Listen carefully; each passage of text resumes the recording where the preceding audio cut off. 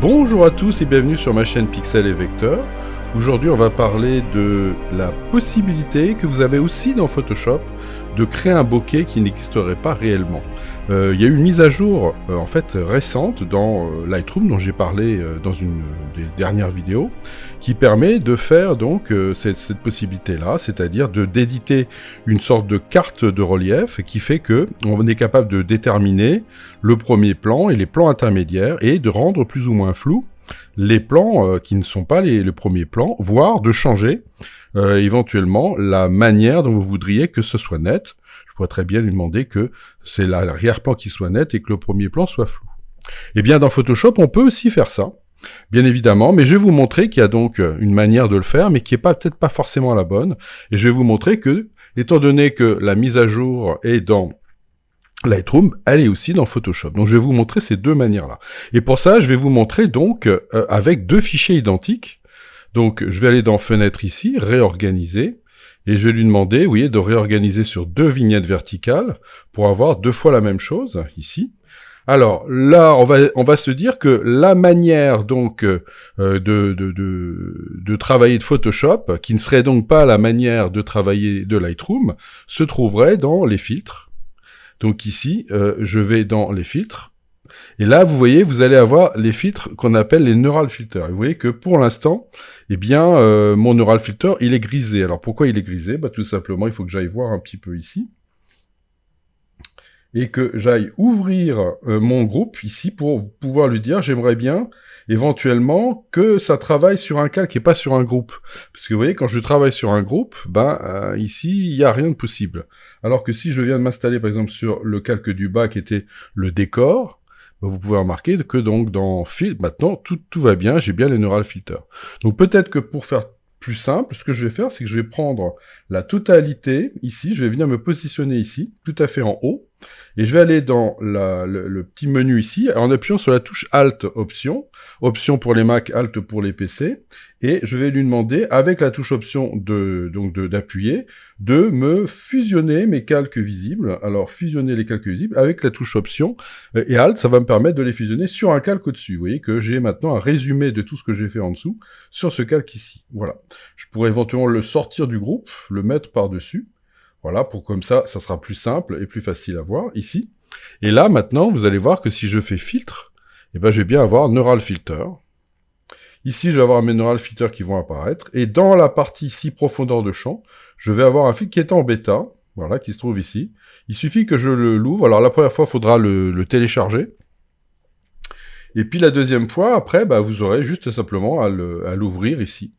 Voilà. Et donc, vous voyez que le filtre est en bêta, et ça tombe bien qu'il soit en bêta, parce que, justement, je le trouve pas particulièrement encore super. Alors ici, vous voyez que, bon, déjà, il a travaillé ici, mais bon, c'est pas le problème. Là, vous voyez que vous avez la possibilité de lui dire que le sujet soit le point soit l'objet de la mise au point, c'est-à-dire sujet, c'est-à-dire il va partir de la sélection du sujet, comme on l'aurait donc dans Photoshop normal. Donc je vais lui dire, oui, je vais lui dire ça pour l'instant, pour démarrer.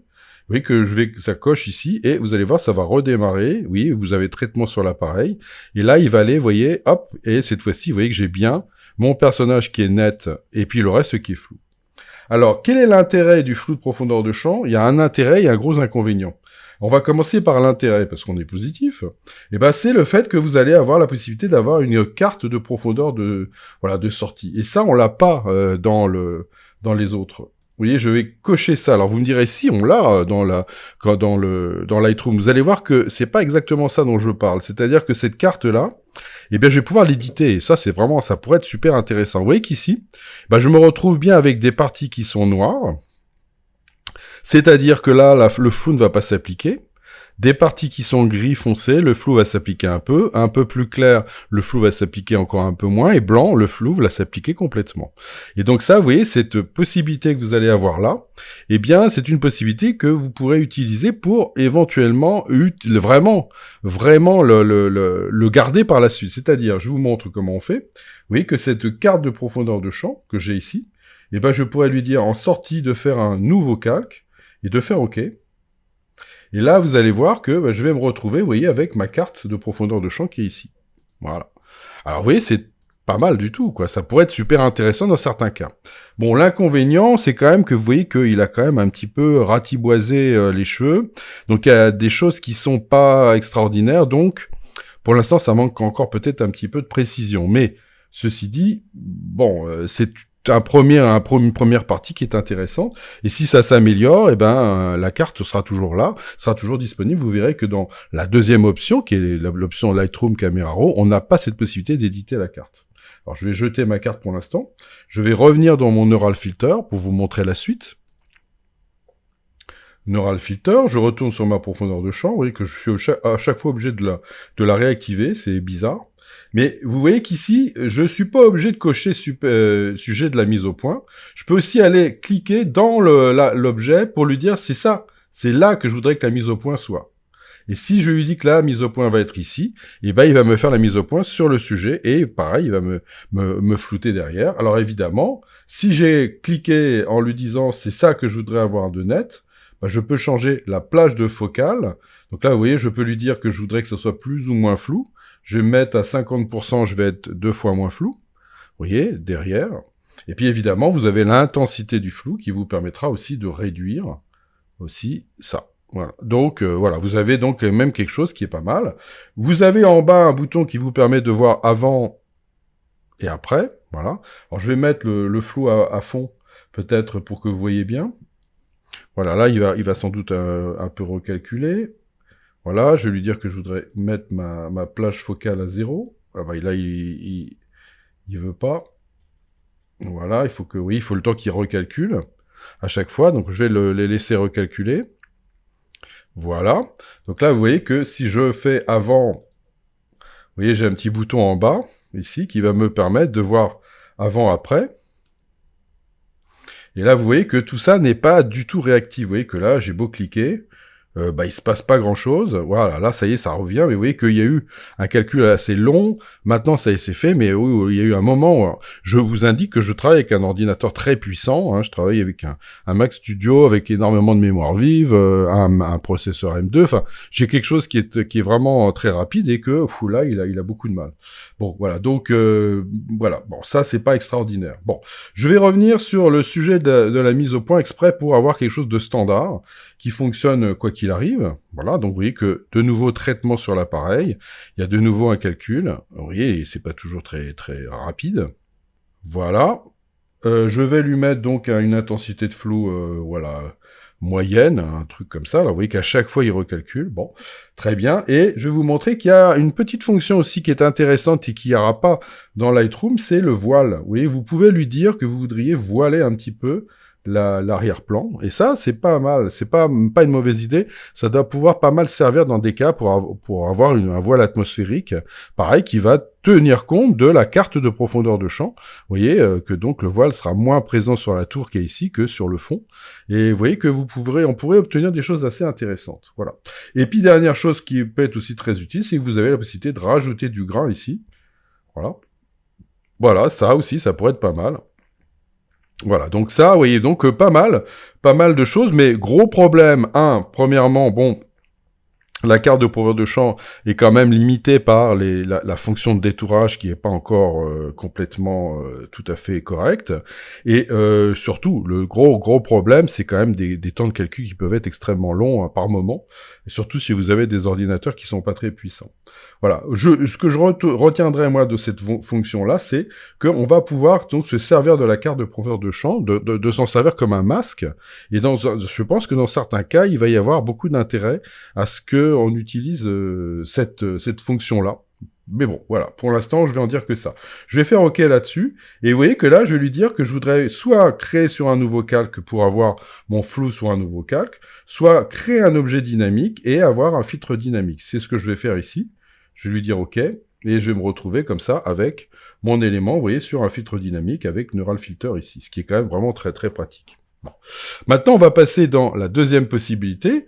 On a vu que la mise à jour avait été faite donc dans Lightroom, mais c'est pas parce qu'elle a été faite dans Lightroom qu'elle n'est pas dans Photoshop. Au contraire, elle est aussi dans Photoshop. Et là, je vais simplement aller donc dans Filtre, ici. Alors là, vous voyez, si je vais dans Filtre, qu'est-ce que je pourrais faire? Je pourrais aussi, ici, me dire, tiens, ce que je vais faire pareil, la même idée. Je vais lui dire que je vais me positionner ici. Je vais faire appuyer sur la touche Alt Option, lui dire de fusionner donc les calques visibles. Je vais obtenir ce calque-là, et ce calque-là, je vais le passer en objet dynamique. Voilà, convertir en objet dynamique, parfait.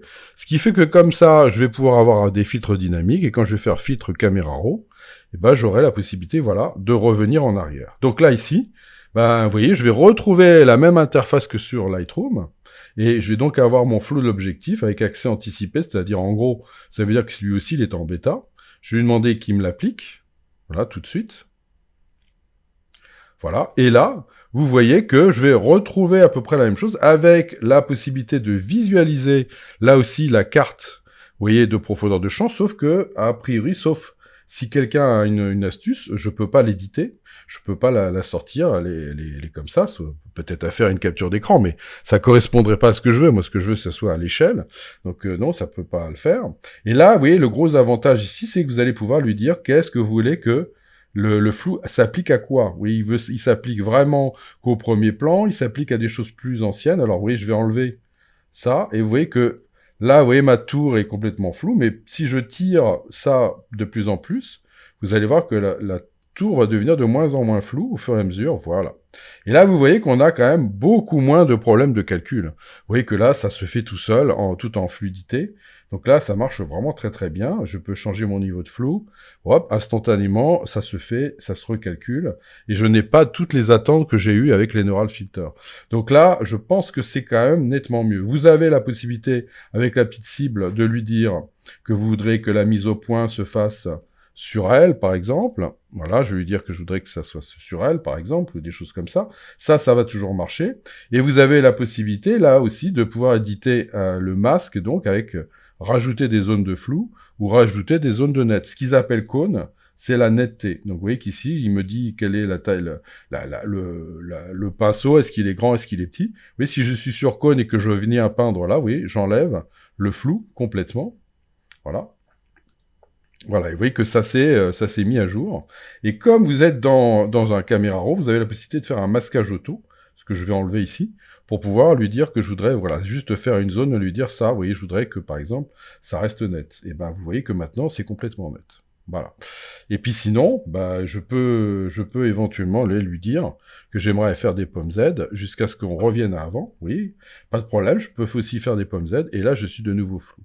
Donc là, vous voyez, c'est assez intéressant. Par contre, il va manquer le voile, qu'on n'aura pas ici, mais ça, c'est dommage. J'espère qu'ils le rajouteront, parce que le voile, je trouve que ça donne, hein, le côté voile atmosphérique donne souvent de la réalité au paysage, donc ça pourrait être une fonction, même si c'est utile, c'est facile à faire dans Photoshop, mais voilà, ce serait une facilité.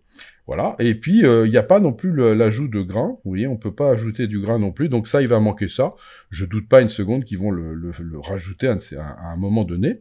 Par contre, l'avantage, c'est que vous avez la possibilité de changer la manière dont le bokeh se fait, voilà. Donc ça peut être aussi intéressant. Alors j'ai lu pas mal de choses sur Internet, comme quoi les bokeh, le flou, il n'était pas réaliste, etc., que c'était une vraie honte, etc. C'est sans doute vrai. J'en doute pas une seconde, sauf que, bah, personnellement, je m'en fiche totalement. Je considère que, bah oui, ça va être flou et ça va bien faire son boulot, que ce soit pas exactement comme ça devrait être si c'était de l'optique, et ben, ça m'est complètement égal, voilà. Donc, voilà, c'est pour ça, pour moi, c'est un non-débat. Voilà, moi, ce qui m'intéresse, c'est d'avoir l'effet que les gens vont voir, et les gens à qui s'adresseront mes images sont pas des spécialistes de l'optique, et qui n'ont pas une idée particulière de qu'est-ce que c'est que le bokeh avec un 600 mm, ils s'en foutent totalement. Ce qui les intéresse, c'est d'avoir juste une image et de pouvoir ressentir quelque chose ou pas. Voilà, et c'est ça la seule chose qui va être intéressante. Voilà, donc pour moi, pour l'instant, Camera Raw reste certainement l'option qui est la plus utile, parce que elle est rapide, elle fonctionne bien, elle est très fluide. Mais vous avez vu que dans le Neural Filter, il y avait deux choses intéressantes, comme l'ajout du voile et la possibilité qu'on avait de pouvoir récupérer la carte, donc de profondeur de champ. Bon bah voilà, donc ça, eh ben, je pense que peut-être que ça va s'unifier à un moment donné. Mais évidemment, comme toujours dans ces cas-là, c'est jamais bien du premier coup partout. Il y a toujours des avantages et des inconvénients des deux côtés. Donc là, vous voyez que bon bah voilà, je valide le truc de la même manière. Vous voyez que j'obtiens des résultats. Alors après, vous voyez que là, le voile atmosphérique a, vous voyez, a fadi un peu l'image. Là, il n'y a pas de voile atmosphérique, donc ça n'affadit pas l'image. Donc ça, pareil, c'est à vous de voir, même si ce sera pas très compliqué de rajouter un voile atmosphérique sur cette image-là.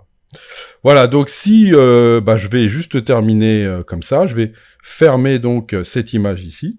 Je vais peut-être aussi fermer cette image ici.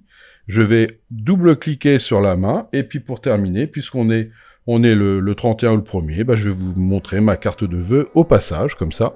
Je fais d'une pierre deux coups, et je vous dis à bientôt pour de nouvelles aventures sur Pixel et Vecteur.